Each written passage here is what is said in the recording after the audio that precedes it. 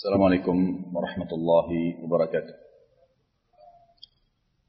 Alhamdulillah, nahmadu hamdal hamidin wa nashkuru syukra syakirin. Wa nusallimu ala abdihi wa rasulihi wa habibihi Muhammad kama sallallahu malaikati alaihi. Adada khalqihi wa ridha nafsihi wa zinata arshi wa midada kalimati mil'us samawati wa mil'ul ardi wa mil'u ma syi'ta min syai'in ba'd.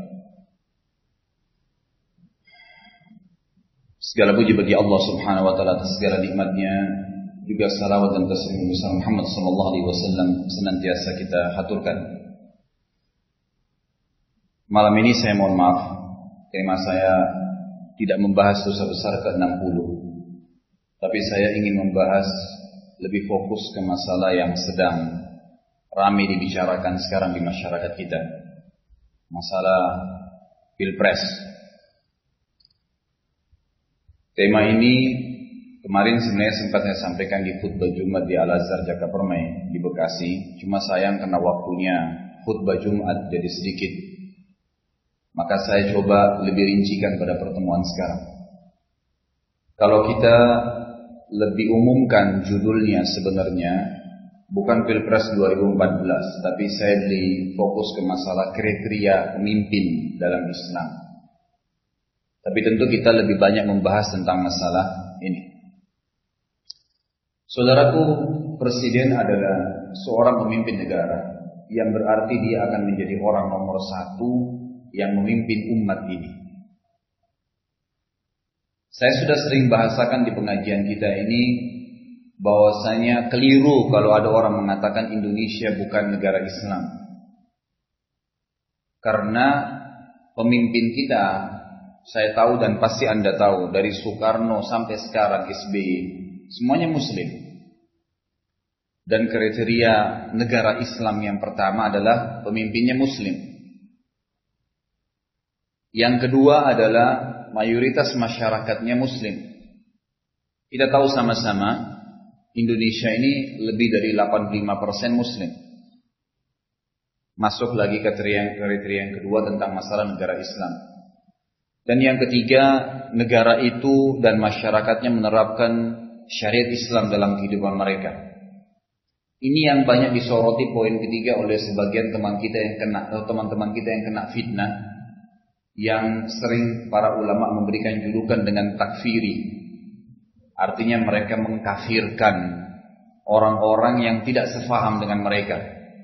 Di antaranya mereka mengatakan Indonesia ini negara taghut, negara yang ikut dengan setan lah, tidak menerapkan hukum Allah lah.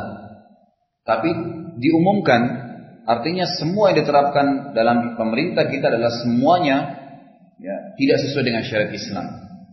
Dan ini selalu saya bantah. Teman-teman, ini harus kita ingatkan bahwasanya yang tidak diterapkan di negara kita hanya sebagian substansial saja dari syariat Islam. Karena yang belum diterapkan adalah masalah hudud. Pencuri dipotong tangannya, pezina dicambuk, orang membunuh dipenggal lehernya. Tapi bukankah kita menikah dengan cara Islam, kita cerai dengan cara Islam, kita punya warisan Islam, kita masjid ditakmir, jemaah haji bahkan dibentuk oleh pemerintah kita, dan resmi ada pembayaran lebih murah, kemudian dibentuk kelompok haji pemerintah. Bukankah masjid bisa ditakmir, Ramadan diiklankan, pemerintah ikut mengiklankan, kan gitu. Kemudian kita punya Depak, kita punya MUI, banyak sekali. Pesantren-pesantren ribuan jumlahnya. Ya, kalau saya tidak katakan jutaan, mungkin ratusan ribu jumlahnya pesantren di seluruh Indonesia. Kiai, ustadz, banyak dai-dai, hidup semuanya. Muslimah pakai jilbab bebas, Quran disebarin sana sini. Anda boleh buka percetakan Islam. Lalu dari mana, sisi mana Anda mengatakan ini bukan negara Islam? Teman-teman ini seakan-akan mereka punya mobil, bannya kempes. Semua mobilnya dibuang. Bukan ban satu itu yang kempes diperbaiki, ditambal bisa jalan. Seakan-akan gampang membangun sebuah negara. Itu nggak mudah membentuk militernya, kepolisiannya, lembaga-lembaga yang ada sekarang. Mestinya kan kita perbaikin, dakwahi. Kemudian ditunggangi lembaga yang sudah ada, dibentuk dengan cara Islami. Itu kan bisa. Semestinya seperti itu. Ini saya buka dalam pembicaraan kita ini agar kita harus memahami Dari poin ini, negara kita adalah negara Islam. Berarti pemimpinnya harus Muslim. Dan kriteria pertama dalam Islam ada syaratnya untuk menjadi pemimpin ada 3. Yang pertama harus Muslim. Nggak boleh enggak. Tidak boleh pemimpin non-Muslim. Itu mutlak. Nggak mungkin bisa dibantah poin itu. Saudaraku, prinsip dasar dalam mendirikan negara Islam, menetapkan sistem politik, ekonomi, sosial, apa saja yang berhubungan dengan kehidupan kita, harus panutannya hanya satu kiai kita dan guru kita Nabi Muhammad sallallahu alaihi wasallam. Dan Nabi Muhammad sallallahu alaihi wasallam titip pesankan kepada kita bahwasanya berpeganglah pada sunnahku, dan beliau titip pesan berpegang juga dengan sunnah khulafaur rasyidin setelahku, Abu Bakar, Umar, Utsman dan Ali.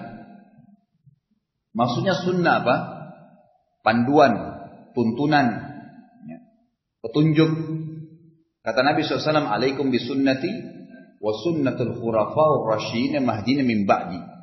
Berpeganglah pada sunnahku dan sunnah khulafaur rasyidin setelahku dalam segala lini kehidupan kalian, termasuk masalah politik. Addu 'alaiha bin nawajid. Pegang teguh itu walaupun dengan gigi geraham kalian. Enggak boleh berpegang selain itu. Pesan Nabi SAW kepada kita dalam sebuah hadis yang sahih, saya tiba di umara sufaha. Akan datang setelahku nanti pemimpin-pemimpin yang sangat bodoh. Siapa yang Nabi kategorikan sufaha? Orang-orang yang bodoh, orang yang dianggap tidak cocok untuk memimpin. Beliau mengatakan, la yahtaduna bihadi wa la yastannuna bisunnati. Mereka yang tidak mengambil petunjuk dari aku dan tidak mengikuti sunnahku. Kriteria pertama harus Muslim, dan itu Nabi SAW yang tunjukkan kepada kita. Beliau menunjuk orang-orang yang setelah beliau, seperti yang menunjuk Abu Bakar jadi pemimpin beliau di Madinah. Walaupun ada Yahudi di Madinah, tidak pernah beliau milih orang-orang Yahudi. Walaupun ada yang bijaksana, walaupun ada yang adil, walaupun orangnya pintar, itu bukan patokan. Dia Muslim tidak. Satu dulu itu patokannya. Tentu ada syarat 2 lagi nanti yang akan memenuhi syarat ini. Tidak cukup Muslim saja. Ini syaratnya. Abu Bakar, Umar, Utsman, Ali menunjukkan kepada kita juga hal yang sama. Dan Allah SWT banyak dalam ayat Al-Quran menceritakan kepada kita. A'udzubillahi minasyaitonirrajim, ya alladzina amanu la tattakhidhu aduwwi wa aduwwakum awliya. Hai orang-orang yang beriman, jangan kalian menjadikan musuhku, kata Allah, dan musuh kalian sebagai aulia, pemimpin kalian, tempat kalian bersandar. Siapa musuh-musuh Allah? Semua yang kufur kepada Allah. Siapapun dia, Yahudi, Nasrani, Majusi, Buddha, Hindu, siapa saja, itu kufur kepada Allah. Jadi musuhnya Allah. Mereka tidak akui Allah sebagai Tuhan dengan tidak mengikuti risalah juga yang Allah SWT perintahkan, gitu kan? Orang-orang Yahudi mengatakan Uzair anaknya Allah. Orang Nasrani mengatakan Isa anak Allah. Kan itu Allah sudah ceritakan dalam Al-Quran. Yahudi mengatakan Uzair ibnullah. Dan Nasrani mengatakan Isa ibnullah. Itu semua kufur. Enggak boleh Allah SWT mengatakan kufur. Allah mengatakan dalam Al-Quran, A'udzubillahi minasyaitonir rajim, laqad kafara alladziina qalu innallaha tsalitsu tsalatsa. Telah kafir orang-orang yang mengatakan Trinitas. Surah Bayyinah Allah juga mengatakan apa? Innal ladzina kafaru min ahli kitabi wal musyrikina fi nari jahannam khalidina fiha. Sesungguhnya telah kafir ahli kitab, Yahudi dan Nasrani, semua yang mengaku pengikut Nabi Musa sampai hari kiamat namanya Yahudi, semua yang mengaku pengikut Nabi Isa namanya Nasrani. Jadi kata Allah SWT telah kafir seluruh ahli kitab, Yahudi dan Nasrani, dan orang-orang musyrik. Musyrik semua yang menyembah selain Allah, partisipasikan Allah. Orang Hindu menyembah patung, orang-orang apa saja yang menyembah ya selain Allah SWT namanya musyrik. Kata Allah SWT mereka telah kafir dan mereka akan kekal di api neraka kalau mereka dalam keadaan keyakinan tersebut. Jadi prinsip dasarnya tidak boleh dijadikan sebagai aulia, pemimpin. Selesai. Dan dalil di sini ada puluhan. Saya tidak sebutkan semua ayatnya, tapi yang jelas puluhan jumlahnya di sini. Yang kedua, saudaraku, kriteria yang harus ada. Yang memimpin Anda, sayangnya ini di Indonesia tidak ada. Yang kedua dan ketiga ini tidak ada. Yang ada cuma poin pertama Muslim. Yang dua ini diabaikan. Dan kita terpengaruh dengan faham sekularisme yang memang diambil dari kejadian revolusi Perancis tahun 66. Di mana mereka memisahkan antara politik dengan gereja. Mereka tarik ke Islam itu. Jadi kalau orang jadi politikus nggak usah orang tahu faham agama, nggak perlu. Kriteria yang kedua, wajib yang jadi pemimpin kita seorang ulama. Wajib itu orang yang faham hukum halal haramnya Allah. Nggak bisa kalau dia sholat aja nggak ngerti, ngaji aja nggak bisa, kemudian dia mau jadi pemimpin negara, dia akan berhukum dengan hukum siapa? Nggak mungkin. Kalau bukan ulama yang bimbing anda, siapa yang akan bimbing anda ke hukum Allah? Bukankah Allah mengatakan innama yakhsyallaha min ibadil ulama? Yang khusyuk, yang tunduk, yang kenal Allah hanya ulama saja. Karena mereka faham benar hukum-hukum Allah, mana halal, mana haram. Mereka kalau jadi pemimpin, mereka akan terapkan itu dalam kehidupan mereka. Kemudian dikatakan juga kata Nabi SAW dalam hadis sahih, al-ulama'u warathatul anbiya. Para ulama itu pewarisnya para nabi. Nggak ada yang lain. Jadi yang menuntun manusia semestinya adalah ulama. Memang begitu. Bukan mereka hanya ditaruh di masjid disuruh ceramah. Tidak, mereka harus memimpin. Dari mana dalilnya Ustaz? Baik, kita lihat. Perhatikan baik, simak dalilnya. Nabi SAW pada saat akan meninggal dunia. Dan beliau menjadikan tolok ukur utama pemahaman agama. Selain memahami hukum halal haram, mereka juga menjaga 5 waktu sholat dan siap menjadi imam.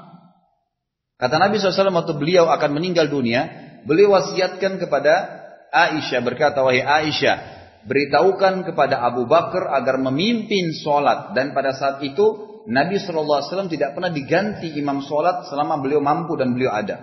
Artinya kata ulama, tolok ukur pemimpin negara seperti Nabi SAW memang bisa mimpin sholat. Semestinya idealnya presiden kita itu 5 waktu sholat di Istiqlal jadi imam. Idealnya begitu, ideal ya. Mudah-mudahan Allah kasih satu waktu, subuh dia sudah ada, duhur sudah ada, duhur asar sudah ada, maghrib, isya sudah ada. Begitulah Nabi SAW, begitu Abu Bakar, begitu Umar, begitu Utsman, begitu Ali. Ini 5 yang kita disuruh pegangi. Sunnahku dan sunnah khulafa Rasyidin. Ini patokannya. Mereka jadi imam, habis sholat ada masalah apa dipecahin di masjid. Memang begitu.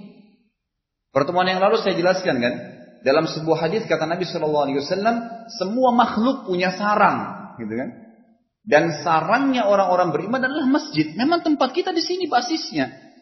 Beranjak dari masjid, tidak ada orang yang mulai dengan masjid itu tidak berhasil, nggak ada. Nabi SAW begitu tiba di Madinah, pertama kata ulama, pondasi belum mendirikan negara Islam adalah membangun Masjid Kuba. Pondasi pertama masjid, kemudian pindah sedikit setelah 3 hari bangun Masjid Kuba, membangun Masjid Nabawi. Maka saya bahasakan perusahaan Anda, yayasan Anda, lembaga Anda, pertama mana masjidnya dulu. Biar pegawai kumpul sholat di situ. Mau negara ada simbol Islamnya, mana masjid jami'nya di situ. Memang begitu Nabi SAW contohkan. Yang kedua beliau mempersaudarakan antara muhajirin dan ansar. Umat Islam disaudarakan dulu, diperdekatkan, diperkenalkan satu sama yang lain. Kemudian beliau baru menulis perjanjian antara beliau dengan orang-orang kafir di kota Madinah agar sama-sama membela Madinah. Dan Nabi SAW jadi pemimpinnya, bukan orang Yahudi. Pada waktu itu banyak rajanya orang Yahudi. Ada 3 suku besar Yahudi di Madinah, tapi mereka punya raja masing-masing. Nabi SAW tidak anggap mereka raja. Beliau memimpin dan mereka harus tunduk dengan hukum Nabi SAW. Itu disepakati, ditandatanganin. 3 pondasi dasar pendirian negara dalam Islam gitu kan. Tapi Nabi SAW sini memberikan contoh kepada kita adalah tolok ukurnya pemahaman agama. Beliau menyuruh siapa? Abu Bakar untuk memimpin sholat. Artinya siap menjadi pengganti beliau. Waktu itu Aisyah takut fitnah, Aisyah diam radhiyallahu anha. Aisyah takut nanti ini Abu Bakar ayahnya kalau dia laporin, dia bilang Rasulullah suruh Abu Bakar jadi imam, karena orang waktu itu sudah paham yang jadi imam itu adalah pemimpin. Aisyah takut fitnah, Aisyah diam dulu. Nabi SAW sadar dari pingsannya lalu berkata lagi, wahai Aisyah, apakah sudah sampaikan pesan saya? Kata Aisyah, belum ya Rasulullah. Nabi ulangi kedua kali, wahai Aisyah, perintahkan Abu Bakar untuk menjadi imam menggantikan saya. Pingsan lagi Nabi SAW. Aisyah sama, takut lagi.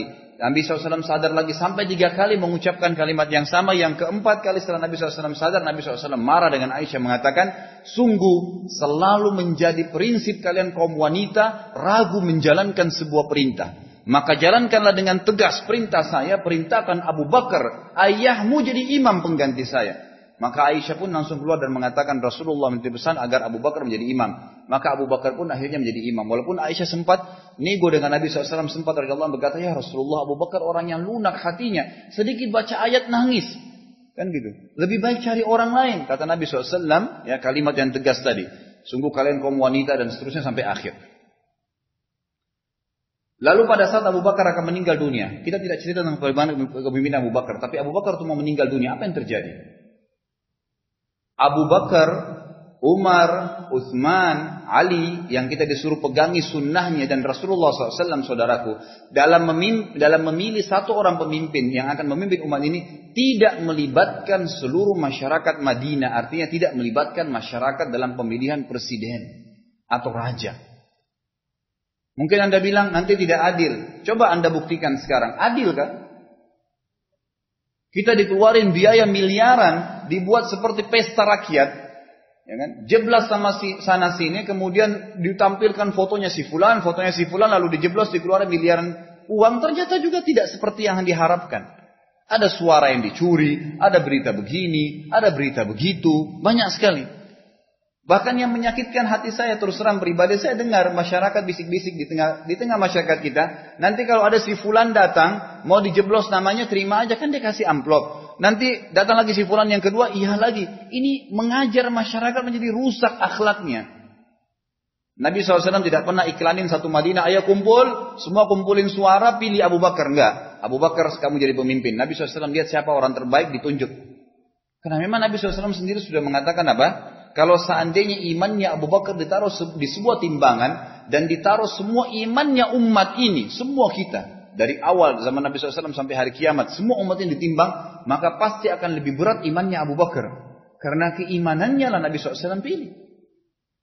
Siapa yang bisa berposisi seperti Abu Bakar di saat Nabi SAW pulang dari Mi'raj, kemudian tidak masuk di akal, orang-orang Quraisy datangnya Abu Bakar ke kebunnya lalu berkata, wahai Abu Bakar, temanmu sudah gila Muhammad. Dia mengatakan bahwasanya dia sudah Isra malam hari ke Palestina 1 bulan perjalanan dan pulang pergi 1 malam, 2 bulan berarti Mi'raj lagi ke langit, bulak balik ketemu Tuhannya.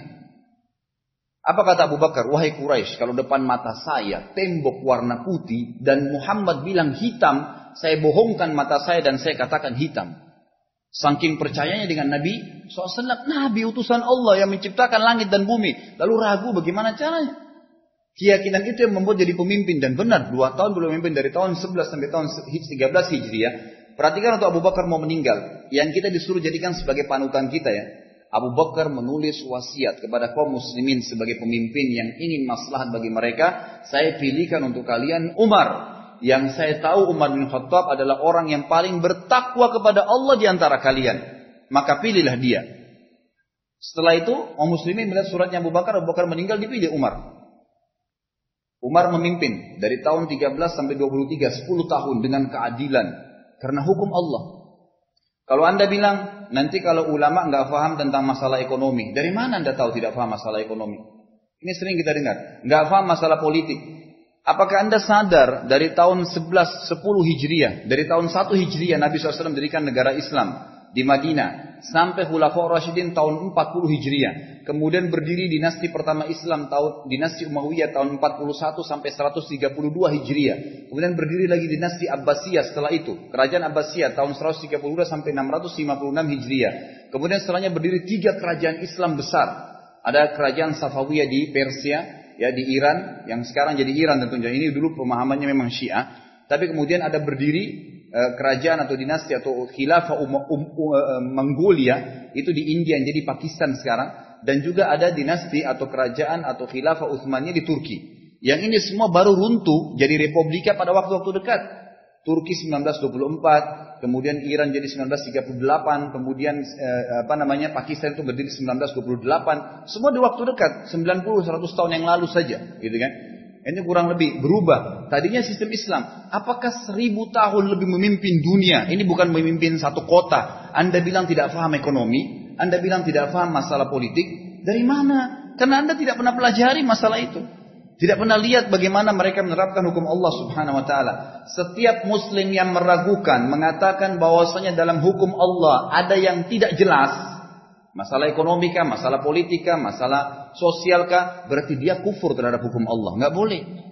Enggak boleh ragu dengan hukum Allah Subhanahu wa taala. Ada ekonomi Islam, ada politik Islam, ada semua masalah sosial, tatanan masyarakat, semua diatur dalam Islam. Berapa banyak buku yang menulis seperti Maududi dan yang lain, ya penulis-penulis kita yang menulis tentang masalah kepemimpinan kerajaan dalam Islam, khilafah, bagaimana sistem mengatur. Ya kita punya sistem jizyah, ataya, banyak sistem-sistem dalam Islam yang tidak diterapkan memang. Antum tahu atau sadarkah kita bahwasanya dalam Islam, saudaraku, sistem yang sangat luar biasa adilnya. Kalau ada pemerintahan Islam berdiri, ada namanya istilah ataya. Apa itu ataya? Hasil daripada negara diambil, dikeluarkan kebutuhan pokok negara dengan gaji-gaji pegawainya, kemudian sisanya dibagi rata kepada seluruh masyarakat. Bukan masyarakat yang bayar ke pemerintah. Kita nggak terapkan hukum ini dan tidak belajari sehingga kita menganggap oh sekarang yang benar. Toh mulut Anda selalu beribut mengatakan bayar pajak tapi macet, bayar pajak tapi begini. Memang mana hasilnya, gitu kan? Dalam Islam tidak ada istilah masyarakat disuruh bayar tuh nggak ada. Coba Anda kembali kepada buku-buku sejarah Islam tidak ada. Malah hasil daripada khilafah Islamiyah, hasil dari pemerintahan Islam itu diberikan kepada masyarakat dengan ataya per kepala dikasih. Kaya atau tidak, hasilnya dibagi rata, adil. Memang begitu. Waktu Umar bin Khattab mau meninggal dunia, lebih tegas lagi. Beliau waktu ditusuk oleh Abu Lu'lu', kemudian sudah jelas beliau pingsan, sudah mulai melemah, belum merasa mau mati. Beliau langsung instruksikan agar mengumpulkan 6 orang sahabat yang tersisa yang dijamin masuk surga. Kumpul semua 6 orang. Ada Umar, ada Utsman, Ali, Talha, Zubair, Sa'ad, gitu kan? Dengan Abdurrahman bin Auf. Kumpul semua 6 orang. Kata Umar apa? Dikasih satu ruangan, kalian masuk ke ruangan ini. Perhatikan cara Umar ya. Umar enggak milih, ayo masyarakat Madinah milih yuk satu orang siapa? Enggak. Kayak kita. Bisa dilakukan hal yang sama tapi tidak. Umar lakukan apa? Masuk 6 orang yang terbaik dari sahabat yang dianggap paling baik, masuk ruangan ini. Jangan keluar dari sini kecuali sudah harus satu orang bisa siap menggantikan saya jadi khalifah. Kalau tidak ada yang ditunjuk, saya akan penggal leher 6 orang ini. Umar mengatakan kalau ada keluar dari sini belum ditunjuk satu khalifah, saya bunuh semuanya, 6-6-nya. Kau Abdurrahman, ditunjuk Abdurrahman bin Auf, kau akan jadi pemimpin majelis ini. Masuklah, masuk. Umar tunggu depan pintu. Mereka masuk ke dalam. Abdurrahman bin Auf radhiyallahu anhu, sahabat Nabi yang mulia memang. Memang orang-orang sahabat ini kalau ulama, orang-orang yang faham agama, itu targetnya akhirat. Simbol bendera di atas kepalanya agama, targetnya akhirat. Beda dengan simbolnya orang dunia, targetnya dunia. Itu begitu. Kejar-kejaran, sogok-sogokan, zalimi ini. Kalau simbolnya agama yang halal dinikmati, yang haram ditinggalkan, targetnya akhirat. Tahu ada hisab di sana, nggak berani dia macam-macam. Masalahnya ini dihilangkan dari sistem kita, tidak ada gitu kan. Tidak mau memilih orang-orang yang faham memang. Yang terjadi, Abdurrahman bin Auf radhiyallahu anhu masuk, langsung beliau mengatakan, saya telah ditunjuk oleh Amir Mukminin jadi pemimpin majelis ini. Dan saya sekarang, saya iklankan depan kalian, saya mengundurkan diri. Nggak mau jadi khalifah. Nggak mau. Mana ada orang seperti ini gitu. Nggak mau dia. Tinggal kalian berlima, silakan. Tahu apa yang terjadi? 5 orang ini, Utsman, Ali, Talha, Zubair, Sa'ad, saling nunjuk-nunjuk. Satu sama yang lain sebutkan fadilahnya. Ali menyebutkan fadilah Utsman, Utsman menyebutkan fadilahnya Talha, Talha sebutkan fadilah. Terus mereka saling muji. Si fulan pernah Nabi sebutkan, si fulan pernah, agar temannya ditunjuk. Terakhir dari 5 orang ini, yang punya kelebihan 2-3 hadis, Utsman bin Affan radhiyallahu anhum. Oh ternyata dia pernah mempersiapkan pasukan Ushrah waktu mau perang ke Tabuk ya, 1000 kilo dari Madinah, itu beliau pernah siapkan sampai 1000 unta dengan persiapan perangnya. Beliau pernah beli sumur untuk mujahidin. Beliau pernah terus sampai kata Nabi SAW, tidak ada lagi yang bisa menahan Utsman masuk surga setelah apa yang dilakukan pada hari ini. Maka itu tidak ada para sahabat yang lain. Akhirnya mereka semua tunjuk, berarti kau Utsman harus jadi khalifah. Naik. Keluar dari situ Umar tanya, bagaimana Utsman? Selesai. 2 hari kemudian Umar radhiyallahu anhu mati dan ini jadi khalifah. Enggak ribut masyarakat, karena masyarakat cuma butuh supaya enggak lapar, enggak macet, enggak ini, enggak itu, tentram, damai, itu dibutuhin. Bukan ribut-ribut kayak kita sekarang gitu kan, enggak ada manfaatnya sama sekali. Ini contoh. Waktu Utsman radhiyallahu anhu meninggal terbunuh, beliau tidak sempat tulis wasiat. Apa yang terjadi? Masyarakat Madinah masih mengingat tentang pola yang diterapkan oleh Umar. 10 orang yang masuknya sisa 6 orang. Yang tersisa waktu Utsman terbunuh sisa 5 orang. Dan ternyata dari 5 orang ini waktu kumpul, yang waktu Umar kumpulin selain Utsman, yang memiliki kelebihan, ya, fadilah, 1-2 hadis adalah Ali dibandingkan yang lainnya. Maka Ali langsung ditunjuk, Ali Anda jadi khalifah, selesai. Udah selesai. Gak diribatkan orang banyak, ribut sana sini, gitu kan? Dan luar biasa kita ini sekarang dipermainkan dengan sistem yang ada. Dengan cara seperti ini umat Islam jadi lemah. Jadi banyak kandidatnya, jadi sembarangan orang bisa jadi calon, gitu kan?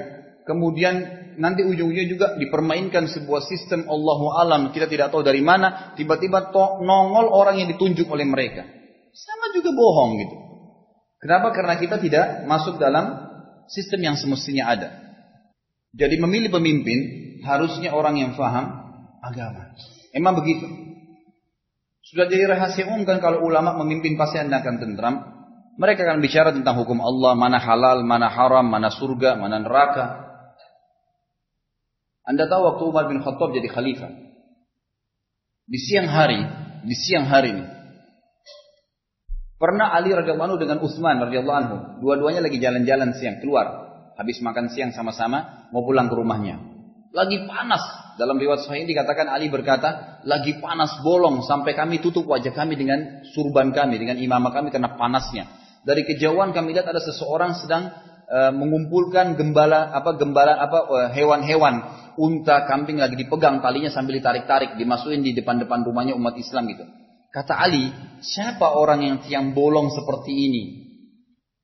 Buat gini siang bolong yang mau ngurus gembalaan atau domba atau kambing atau untanya orang gitu. Bukan unta dia, unta orang karena dimasukin dalam pagarnya orang, tetangganya ditutup. Dimasukin gitu ditutup. Banyak, beberapa ekor gitu. Begitu Ali mengatakan pada Utsman, kita lihat yuk, didekati dilihat. Waktu dilihat ternyata Umar radhiyallahu anhu. Umar lagi sibuk siang hari mengumpulkan hewan-hewannya masyarakat yang sedang istirahat siang, tidak mau keluar siang bolong. Kata Ali, bagaimana umat ini bisa merasa kehilangan atau kesunyian atau kesusahan dengan ada pemimpin seadil ini? Dia kalau malam hari tidak pernah tidur, nggak pernah tidur. Dia tidur nanti kalau sudah pastikan semua masyarakatnya tidak ada lagi yang mengeluh, baru beliau tidur. Umar bin Abdul Aziz juga begitu rahimahullah. 2 tahun memimpin tidak ada orang mau terima zakat, gitu kan? Dan dia dipilih karena memang ilmunya dan imannya. Beliau selain pemimpin negara, beliau juga sebagai orang peringat. Beliau sholat berjamaah bersama kaum muslimin. Bahkan Umar bin Abdul Aziz dikatakan dalam riwayat pernah sholat jadi imam di masjid Jami' di Damaskus. Kemudian ada jenazah lagi disolati kaum muslimin. Lalu dia ikut bersama mereka mengantar jenazah ke kuburan. Jadi kata ulama, karena dijelaskan masalah kisah, karena dia seorang amir, pemimpin, dan dia seorang alim, maka bersatulah 2 hal yang memang Allah inginkan dan Allah perintahkan. Apa yang terjadi setelah kubur jenazah? Umar bin Abdul Aziz mencari kesempatan, bukan buru-buru jalan, enggak. Bukan juga ada hubungan kerabat sama orang ini sampai datang kuburan, tidak ada, muslimin umum. Dia datang ngantar karena ingin cari pahala yang telah Nabi SAW janjikan, yang sholat jenazah dapat 1 gunung pahala, 1 kirot seperti gunung Uhud, dan selalu antar jenazah sampai selesai dimakamkan 1 gunung pahalanya. Beliau kejar itu. Selesai itu langsung beliau mengatakan, wahai muslimin, teriak dengan suara keras, apakah kalian tahu kuburan ini bicara apa dengan saya? Kata mereka, tidak wahai Amir Mu'minin, kami tidak tahu. Kata Umar bin Aziz, seakan-akan kuburan ini sedang berkata, wahai Umar. Jadi dia ingin memberikan peringatan dirinya dan peringatan muslimin. Ini pemimpin negara. Gitu. Dia mengatakan apa? Wahai, seakan-akan kuburan ini sedang berbicara dengan saya. Wahai Umar, apakah kau tahu apa yang aku lakukan dengan kulit-kulit mulus pada jenazah ini? Daging-dagingnya, urat-urat sarafnya. Maka aku berkata kepada kuburan tersebut, aku tidak tahu. Lalu kuburan itu menjawabku mengatakan, aku habiskan semua, tidak aku tinggalkan sedikit pun dari kulit mulusnya, dari dagingnya, dari urat sarafnya. Wahai Umar, apa kau tahu apa yang aku lakukan dengan isi-isi tulang dan ada diisi dengan sumsumnya? Maka Umar berkata, aku tidak tahu. Maka kuburan seakan-akan berkata kepadaku, aku sudah sedot semua sampai tulangnya kering. Apakah engkau tahu apa yang lakukan hai Umar dengan bola matanya? Maka kata aku tidak tahu. Kata kuburan kepadaku, aku sudah menghabiskan semua matanya sampai tinggal lubangnya saja. Hai Umar, apa kau tahu apa lakukan dengan rambut dan bulu-bulu badannya? Aku berkata tidak tahu. Kuburan berkata kepadaku, bahwasanya aku sudah menghabiskan semua sehingga tidak tersisa kecuali tulang tengkoraknya. Maka Umar pun menangis radhiyallahu anhu rahimahullah sambil berkata, begitulah keadaan kuburan yang akan kita hadapi saudaraku. Lalu seluruh umat Islam menangis. Mengingatkan orang tentang masalah itu. Bukan hanya sekedar pintar pidato untuk bahasa Inggris. Kita sekarang itu andalannya, bisa bahasa Inggris, tampil ganteng, selesai. Bukan. Bagaimana dia menerapkan, dia mengingatkan orang sadar, gitu kan? Sekarang kita lihat, kalau tidak diterapkan hukum Allah, apa yang terjadi? Zina di sana sini, bar, diskotik, minuman keras, pelanggaran-pelanggaran syar'i, sogokan, riba, di mana-mana pelanggaran agama. Bukankah satu saja pelanggaran agama sudah cukup mendatangkan azabnya Allah? Kata para ulama, ini coba dicamkan baik-baik. Di umat Islam sekarang, yang zaman sekarang ini, karena pemimpin mereka tidak ada yang alim, yang faham hukum Allah, menerapkan hukum Allah, yang terjadi adalah mereka melakukan segala macam pelanggaran, yang satu pelanggaran saya dari pelanggaran-pelanggaran itu sudah cukup membuat umat sebelum mereka dihancurkan. Ada kaum sebelum kita dihancurkan, kaum Syuaib dengan apa? Timbangan misalnya, takarannya curang. Berapa banyak orang yang curang sekarang? Itu kesalahan satu saya dikerjakan, Allah sudah musnahkan. Homoseksual kaum Lut. Berapa banyak orang homo, bahkan di orbit di kita. Bahan lelucon, tokoh masyarakat. Bahkan prestasi kalau artis bisa jadi banci. La haula wa la quwata illa billah. Kan gitu. Di orbit, kan gitu. Pelanggaran-pelanggaran, banyak sekali. Apa saja pelanggaran umat-umat sebelum kita, terkumpul dengan kita sekarang. Bukankah itu sudah cukup mengundang murkahnya Allah Subhanahu wa Ta'ala? Kenapa tidak faham agama? Kalau faham agama tidak mungkin. Makanya kata Umar radhiyallahu anhu, kalau aku yakin ada satu doa yang pasti diterima oleh Allah Subhanahu wa taala dariku, aku akan minta agar Allah memberikan umat ini pemimpin yang adil, yang saleh, yang alim, yang memang faham. Waktu beliau jadi khalifah, pertama sekali beliau lakukan adalah memecat semua gubernur-gubernur di wilayah-wilayah yang tidak bertakwa sama Allah. Semua yang bukan orang alim diturunin, ganti dengan ulama, sahabat-sahabat Nabi yang mulia, yang ibadahnya bagus, sholat malamnya bagus, ibadahnya dijadi gubernur. Nanti dicarikan satu sekretaris yang faham tentang wilayah tersebut, lalu menjelaskan kepada dia seperti ini, seperti lalu dia terapkan hukum Allah Subhanahu wa Ta'ala. Begitu memang yang dibutuhkan. Ini yang hilang dari kita. Yang ketiga adalah tidak diberikan pemerintahan dan jabatan pada orang yang mengejarnya. Dari mana dalilnya? Hadis Nabi SAW. Apa kata Nabi SAW? Demi Allah, kami tidak akan pernah memberikan kepemimpinan kepada orang yang mengejarnya atau orang yang sengaja memang menjadikannya sebagai target.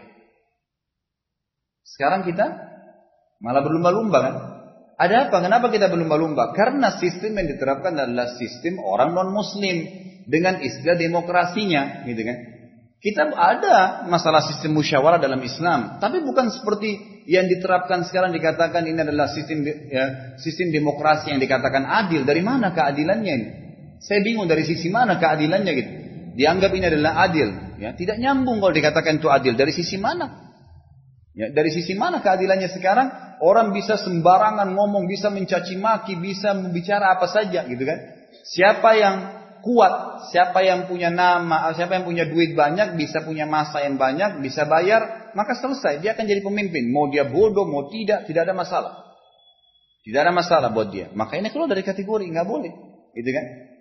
Baik, pertanyaan kecil. Bagaimana Ustaz kalau seandainya sudah terlanjur ada pemimpin yang tidak masuk dalam kriteria tadi? Seperti maksudnya umumnya sekarang. Kalau dia seorang muslim, dia menjalankan hukum Allah sebagian juga tidak kayak kita di Indonesia. Selama dia tidak melarang kita sholat, wajib ditaati pada hal-hal yang tidak melanggar hukum Allah. Ini perlu digarisbawahi ya. Dari mana dalilnya? Kita dengarkan hadis yang sahih riwayat Imam Muslim di mana Nabi SAW bersabda, "Innahu yusta'malu 'alaikum umara'u fata'rifuna wa tunkirun, wa man kariha faqad bari, wa man ankara faqad salim, walakin man radiya wa taba, qila afala nuqatiluhum qala la ma aqamu fikumus shalah." Sesungguhnya akan diangkat nanti setelah aku meninggal para pemimpin-pemimpin di daerah kalian masing-masing, maka kalian akan mengakui dan mengingkarinya. Artinya ada yang kalian suka, ada yang kalian tidak suka dari mereka. Siapa yang membenci kemungkaran yang mereka lakukan, pelanggaran agama, mungkin dia lakukan pelanggaran maksiat kepada Allah, tapi dari sisi lain juga ada kebaikan dilakukan. Siapa yang memungkiri itu dalam hatinya, dia tidak suka perbuatan pemimpin itu, gitu kan? Tapi dia tidak buat selain memungkiri dengan hatinya. Kata Nabi SAW, dia telah bebas dari hukuman hari kiamat. Dia tidak senang dengan perbuatan salah itu. Kata Nabi SAW, dan siapa yang mengingkari dengan cara menasihati, meluruskan, maka dia telah selamat. Artinya dia dipastikan akan dapat pahala yang besar. Tapi hukuman akan datang kepada orang yang rela dan mengikutinya. Ini orang yang mengikuti kesalahan sudah salah, dia jilat saja, ya nggak apa-apa deh. Mentang-mentang kena pemimpinnya, nggak boleh. Salah gitu kan? Lalu perhatikan apa kata sahabat, ditanya kepada beliau, apakah boleh kami memerangi mereka? Kami berontak, angkat senjata melawan pemerintah seperti ini? Ya setengah baik, setengah tidak baik. Apa kata Nabi SAW? Tidak boleh selama mereka tidak melarang kalian sholat atau menegakkan sholat di tengah-tengah kalian. Jadi ini pesannya. Kalau sudah terlanjur gitu kan. Baik. Kemudian kita mengatakan misalnya kalau ada pemimpin yang zalim, kira-kira bagaimana? Ingat saudaraku, hal-hal yang kadang-kadang datang kepada kita tidak sadari. Ada hadis Nabi SAW yang berbunyi, sesungguhnya kalau kalian, ini dalam hadis Bukhari, sesungguhnya kalau kalian membiarkan kemaksiatan dan kemungkaran merajalela di antara kalian, kemudian tidak ada yang memungkirinya, maka Allah akan mengutus kepada kalian seorang pemimpin yang zalim. Jadi ternyata penyebab pemimpin zalim itu karena masyarakat merajalela maksiat di antara mereka. Jadi kalau kita bisa perbaiki diri kita, maka Allah akan datangkan pemimpin yang baik, gitu kan? Kalau ada pemimpin yang tidak benar, bagaimana caranya? Pungkiri dengan cara yang baik, dengan cara yang hikmah. Perhatikan ada sebuah statement yang menarik dari seorang ulama namanya Iyad bin Ghan. Beliau berkata kepada Hisham bin Hukaim, dan ini dikatakan bahwasanya salah satu mereka pernah melihat Nabi SAW dan beliau berkata, apakah engkau mendengar Rasulullah SAW bersabda pada saat itu ya? Kata Nabi SAW, man arada yunsa li sultanin bi amrin fala yubda lahu alaniyah. Kata Nabi SAW, barang siapa ingin memberikan nasihat kepada penguasa, janganlah ia melakukannya secara terang-terangan. Karena kalau terang-terangan di media misalnya menyalahkan, menghardik, maka yang jadi frontal, dia melawan karena dia merasa dia penguasa, gitu kan? Apa jawaban Nabi SAW? Lalu Nabi mengatakan, walakin ya'khudhu biyadihi fayakhlu bihi fa in qabila minhu fadzak wa illa kana qad adda alladhi alaihi lah. Tetapi gandenglah tangannya untuk diajak bicara empat mata atau dibahasakan dengan cara yang baik-baik. Jika ia mau menerimanya, itulah yang memang yang diharapkan. Tapi jika tidak mau menerimanya, maka sungguh ia telah melaksanakan kewajiban yang diataskan atau dibebankan padanya oleh Allah Subhanahu wa taala. Jadi kita nasihatin, luruskan. Dan kata ulama ditambah lagi, tidak kalah pentingnya adalah seorang muslim mendoakan pemimpin. Bagaimana kita mendoakan agar Allah berikan hidayah supaya mereka menjadi orang yang baik. Dan kita tidak boleh keluar sedikit pun dari ketaatan kepada mereka, sebagaimana sabda Nabi SAW dalam hadis riwayat Muslim juga, man khala yadan min ta'atin laqiyallaha yaumal qiyamati wala hujjatalah wa man mata walaysa fi unukihi bai'atan mata maitatal jahiliyah. Barang siapa menanggalkan tangan dari ketaatan dari pemerintah yang sudah resmi tertunjuk, niscaya dia akan bertemu dengan Allah di hari kiamat dalam keadaan dia tidak akan memiliki hujjah, tidak ada alasan, matinya pasti dihukum. Dan barang siapa yang mati dan tidak ada baiat, tidak ada dia memilih pemerintah tertentu yang akan memimpin dia, maka dia bertemu dengan dia akan mati dalam keadaan jahiliyah. Juga dikatakan oleh Nabi SAW, man ata'ani, dalam hadis Bukhari Muslim, faqad ata' Allah. Siapa yang mentaati aku, maka dia telah mentaati Allah. Wa man asani faqad asallah. Siapa yang bermaksiat kepada aku, maka dia telah bermaksiat kepada Allah. Wa man yuti'il amira faqad ata'ani. Dan siapa yang mengikuti pemerintah dia, pemimpin dia, maka dia telah mentaatiku. Tentu pada hal-hal yang tidak dilarang. Wa man ya'sil amira faqad asani, dan siapa yang bermaksiat pada amirnya, melanggar, maka dia telah bermaksiat kepadaku. Ini sesuai dengan firman Allah SWT, ya alladzina amanu atiyullaha wa atiyur rasul wa ulil amri minkum. Hai orang beriman, taati Allah, Rasul dan pemerintah kalian setempat, gitu kan? Fa in tanaza'tum fi syai'in faruddu ila Allahi wa Rasul. Kalau kalian berselisih, maka kembalikan kepada Allah dan Rasulnya, gitu kan? Harus kita kembalikan kepada agama Allah Subhanahu wa taala. Perlu kita tahu juga satu hal, ada dalam hukum Islam, pemerintahan Islam ada namanya syariatullah, hukum Allah, dan ada namanya qanun wad'i, peraturan yang ditaruh oleh pemerintah setempat. Syariatullah, hukum Allah wajib diterapkan, tidak boleh tidak. Mana halal halal, yang haram haram. Dan ada qanun wad'i, peraturan pemerintah setempat yang diterapkan, selama peraturan yang tidak tolak belakang dengan hukum Allah, maka wajib ditaati. Misal, seperti misalnya ada maslahat umum, ada rambu-rambu lalu lintas, ada paspor, ada KTP, ada SIM, ada ijazah. Itu kan semuanya bagus, maka kita wajib mentaatinya. Jadi ini poin penting yang harus difahami. Baik, kita akan tutup nanti insya Allah setelah sholat. Saya akan sambung sedikit dengan Bagaimana kalau ada pemimpin yang sudah terlanjur zalim? Kira-kira seperti apa Allah Subhanahu wa taala menjamin kita agar kita tenang saja dalam menghadapinya? Itu akan kita sebutkan dalil-dalilnya insyaallah setelah nanti salat Isya, baru kemudian kita buka pertanyaan. Subhanakallahumma bihamdika asyhadu an la ilaha illa anta astaghfiruka wa atubu ilaik. Assalamualaikum warahmatullahi wabarakatuh.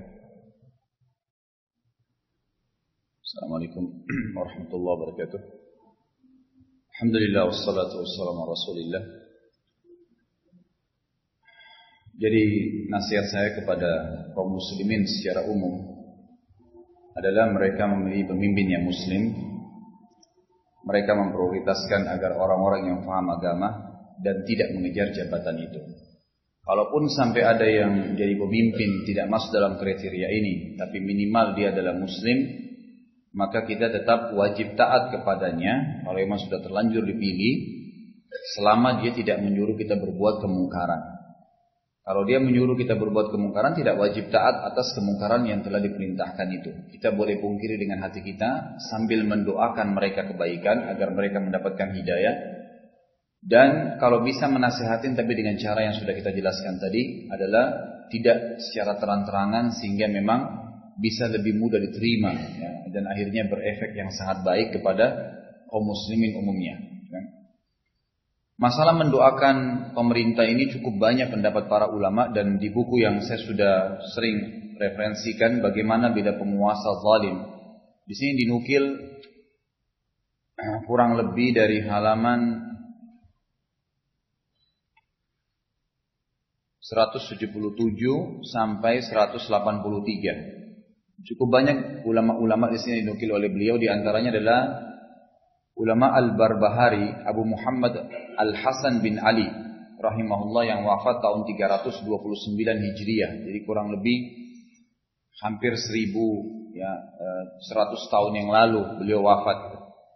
Beliau mengatakan kita diperintahkan dalam syariat ini untuk mendoakan kebaikan bagi para pemimpin, dan kita diperintahkan untuk juga boleh mendoakan keburukan atas mereka kalau mereka telah berbuat kezaliman yang melampaui batas.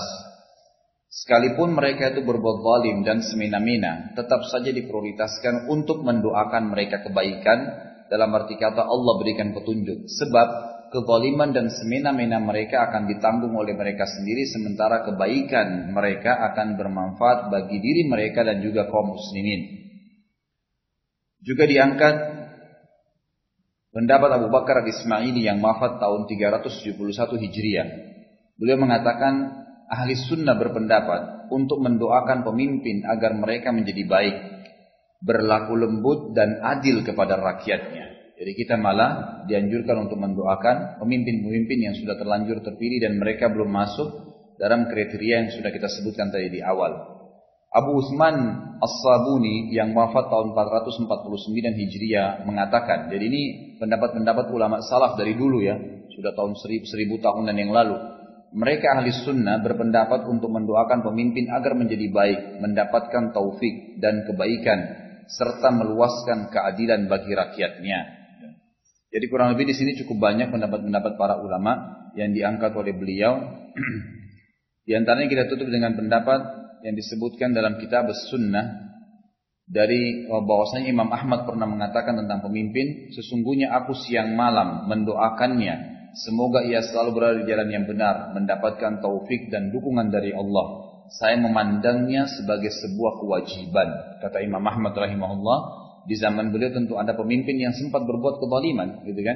Yang mengatakan bahwasanya Al-Quran itu adalah makhluk, makhluk. Dan beliau mengatakan tidak, itu adalah kalamullah, tidak boleh dikatakan makhluk. Dan beliau sempat disiksa pada saat itu, dicambukin oleh pemerintah atau oleh khalifah pada saat itu karena dianggap bertolak belakang, mengatakan Al-Quran itu bukan makhluk, gitu kan? Dan memang sebenarnya bukan makhluk, gitu kan? Itu kalau kita katakan Al-Quran makhluk sama dengan manusia, berarti dia Allah pun masuk atau bagian daripada Allah, karena itu perkataan Allah. Itu berarti Allah juga bagian daripada makhluk, dan itu tidak benar. Imam Ahmad pertahankan terus. Tapi dalam keadaan seperti itu pun beliau mengatakan saya tetap mendoakan siang dan malam hari terus agar dia selalu bisa menjadi petunjuk dan menjadi baik di tengah-tengah umat Islam ini. Nasihat saya kepada pemimpin yang akan terpilih misalnya atau yang mencalonkan diri cukup banyak, dan tidak ada nasihat yang paling baik melainkan apa yang telah Allah dan Rasulnya sampaikan kepada kita. Di antaranya, saudaraku yang akan memimpin nanti, renungilah baik-baik di mana sabda Nabi SAW diriwayatkan oleh Imam At-Tabarani dalam Mu'jam As-Saghir dan Mu'jam Awsat, juga As-Suyuti dalam Jami As-Saghir, dan ini dinisbat atau dikatakan dengan sanad yang sahih. Ayyuma, kata Nabi SAW, ayyuma ra'in ghasya ra'iyyatah fahuwa finnar. Ini sekaligus juga berita gembira bagi masyarakat yang terzalimi, kan gitu. Apa yang terjadi kalau pemimpin zalim itu, atau kalau Anda menjadi pemimpin dan Anda zalim, kata Nabi SAW, siapapun memimpin rakyat lalu menipu mereka atau berbuat tidak adil terhadap mereka, maka dia pasti masuk ke dalam api neraka. Dalam hadis yang lain juga, dan hadis ini dua-duanya diriwayatkan Imam Bukhari Muslim, kata Nabi SAW, man istar'ahu Allahu ra'iyah falam yuhidha binushin illa harramallahu alaihi jannah. Tidaklah seseorang diberikan kekuasaan oleh Allah atas suatu komunitas rakyat, tapi dia tidak tulus dalam memimpin mereka, tidak berlaku adil, tidak memberikan hak-hak mereka, melainkan pasti Allah akan mengharamkan surga baginya. Dalam lafaz yang lain dikatakan, yamutu hina yamutu wa huwa ghashun li ra'iyati illa harramallahu alaihi jannah. Tidaklah seseorang diberikan kekuasaan oleh Allah lalu dia mati ketika dia mati dalam keadaan menipu rakyatnya, ya, mengambil hak mereka atau tidak memberikan hak mereka, melainkan pasti Allah akan mengharamkan baginya surga. Dalam riwayat yang lain juga, dapat ini diriwayatkan oleh Imam Bukhari dalam Kitabul Ahkam, lam yajid raihatal jannah. Dia tidak akan bisa mencium bau wanginya surga. Jadi jangankan masuk, mencium saja tidak. Kata ulama, dia akan dimasukkan ke dalam api neraka sampai dosa-dosanya semua bersih baru dimasukkan ke dalam surga. Hadis yang lain juga, hadis yang sahih riwayat Bazzar dan Tabarani. Kata Nabi SAW, ma min amirin asyarati illa yu'ta biha bihi yawmal qiyamati maghlulatun yadah ila unuqihi imma atlaqahu adluhu au baqahu jawruh. Tidaklah seorang pemimpin sekalipun yang hanya memimpin 10 orang saja negara, tapi hanya 10 orang yang dipimpin, melainkan pasti akan didatangkan pada hari kiamat sementara kedua tangannya terbelenggu ke lehernya. Boleh jadi dia dibebaskan oleh sikap adilnya atau sebaliknya dicelakakan oleh kezalimannya. Artinya tetap dia akan dibelenggu sampai betul-betul memang keadilannya melepaskan dia, atau dia akan dimasukkan ke dalam api neraka karena kezalimannya. Itu bayangkan 10 orang, bagaimana dengan sekian ratus juta, gitu kan? Kemudian kata Nabi SAW juga dikatakan, riwayat Imam Muslim disebutkan dalam Kitabul Imarah, bab fadilah imam adil atau kelebihan imam yang adil. Kata Nabi SAW, beliau pernah berdoa, Allahumma, kata para ulama hadis, ini sampai hari kiamat siapapun memimpin umat Islam akan dapat doa ini. Allahumma man waliya min amri hadhil umma syai'an farafaqa bihim farfuq bihi wa man syaqqaqa alaihim fashquq alaihi. Ya Allah, barang siapa yang mengurusi perkara umat ini, artinya menjadi pemimpin atas mereka, umat Islam maksudnya seluruh dunia, lalu dia berbelas kasih atas mereka, maka kasihanilah dia. Nabi SAW doakan agar pemimpin ini dikasihani oleh Allah Subhanahu wa taala. Dan barang siapa yang mempersulit mereka, tidak memberikan hak mereka, maka persulitlah dia. Ini doa Nabi SAW kepada para pemimpin-pemimpin yang berlaku memimpin kaum muslimin sampai hari kiamat. Hadis selanjutnya adalah hadis disebutkan oleh Al-Hakim dalam kitab Mustadrak dan beliau mensahihkannya, dan Imam Al-Zahabi juga sepakat dengan itu. Kata Nabi SAW, sayakunu umara'u fasaqatun jawarah. Faman saddaqahum bikadzibihim wa'anahum ala zulmihim falaysa minni walastu minhu walam yarid alayyal khawt. Aku akan datang setelahku nanti, pada saat aku sudah meninggal, kata Nabi SAW, para pemimpin yang fasik lagi zalim. Fasik itu artinya menganggap remeh hukum agama, halal ditabrak saja semuanya, gitu kan? Maka barang siapa yang membenarkan mereka dengan segala kebohongan mereka, lalu membantu kezaliman mereka, maka dia bukan dari golonganku, artinya bukan dari kaum muslimin, dan aku bukan dari golongannya, serta dia tidak berhak untuk mendapatkan atau mendatangi aku di telaga haud di surga. Jadi tidak layak untuk mendapatkan fasilitas haud yang sudah pernah kita jelaskan, luasnya seluas pandangan mata dan canteng airnya, Ya untuk minum itu sejumlah bintang di langit dan siapa yang minum seteguk saja tidak akan pernah hangus, tidak akan pernah haus selamanya. Ini haud, jadi fasilitas lain. Tadi tidak cium bau surga, tidak masuk surga, tidak akan atau pasti masuk neraka. Tambah lagi tadi didoakan kalau dia berbuat baik kasihanilah, kalau dia berbuat zalim maka hukumlah, persulitlah dia. Kemudian juga hadis tadi yang kita katakan tidak mendapatkan haud atau fasilitas minum air bersama Nabi sallallahu alaihi wasallam. Kemudian hadis yang lain juga diriwayatkan oleh Imam Tirmidzi dalam Kitabul Fitan, di mana Nabi SAW bersabda, "Ma min qaumin yu'malu fihim bil ma'asi, hum a'azzu wa aktsar mimman ya'malu, thumma lam yughayyiru illa ammahumullahu bi'iqab." Tidaklah suatu kaum di mana di tengah mereka dilakukan maksiat padahal mereka lebih kuat dan lebih banyak daripada orang yang melakukan itu. Artinya di sini diperintahkan pemerintah setempat harus bisa mengingkar mungkar, bukan malah menghidupkannya. Kemudian mereka tidak merubahnya, ya, baik dengan tangan dan lisannya, melainkan Allah akan menimpahkan hukuman yang akan datang secara merata, kepada orang-orang tersebut. Dan cukup banyak tentu di sini, ya, ancaman-ancaman Nabi SAW, dan kita tutup dengan dua buah hadis, di mana dua buah hadis ini cukup sebenarnya. Kalau memang seseorang jadi pemimpin itu dia mau menjadi orang yang baik, mau selamat dari hisab pada hari kiamat, maka tentu dia akan berpegang teguh pada hadis-hadis ini, karena ini ancamannya keras.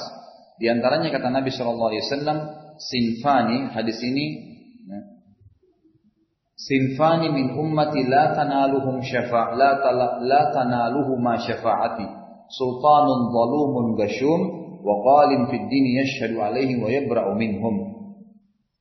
Dalam riwayatnya dikatakan, asyaddun nasi azaban yaumul qiyamah imamun jair.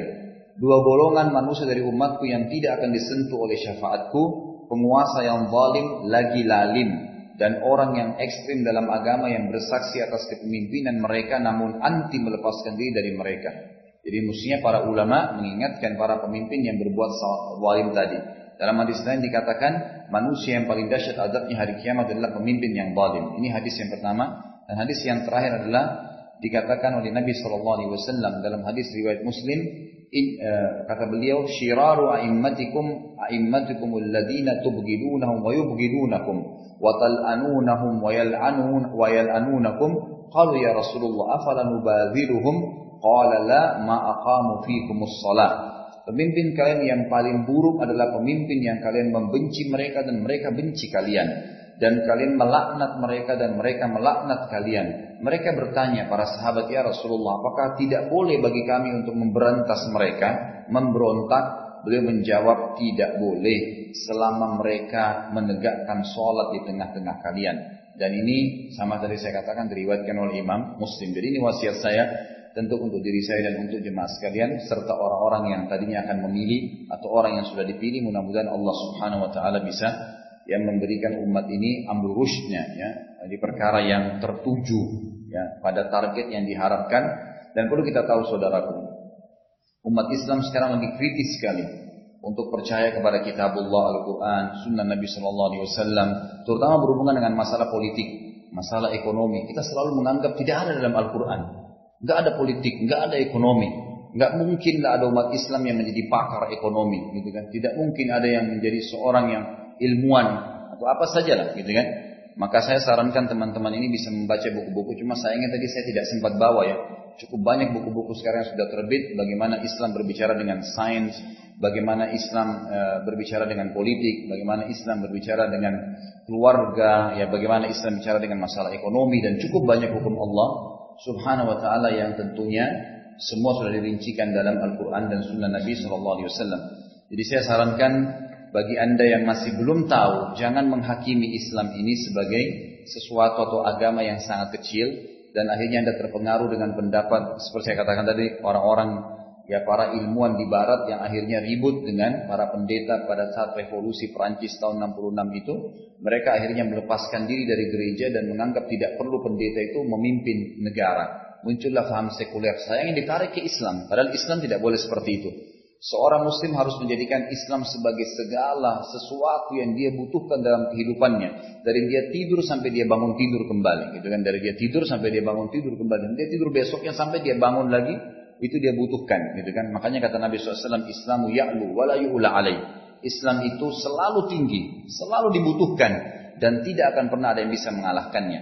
Maka saudaraku, pelajarilah agama Islam sebagaimana Allah katakan, ya ayyuhalladzina amanu udkhulu fis silmi kaffah wa la tattabi'u khutuwatis syaitan. Hai orang-orang yang beriman, masuklah ke dalam Islam secara kafah, seluruhan. Kata para ulama tafsir, apapun dari tidur, bangun tidur, kegiatan apa saja, ekonomi, politik, sosial, semua. Itu kan secara kafah. Dan jangan ikuti bisikan-bisikan syaitan yang membuat kalian ragu dengan hukum-hukum Allah yang telah ditentukan atau diturunkan tadi. Baik, kita kembangkan dengan pertanyaan.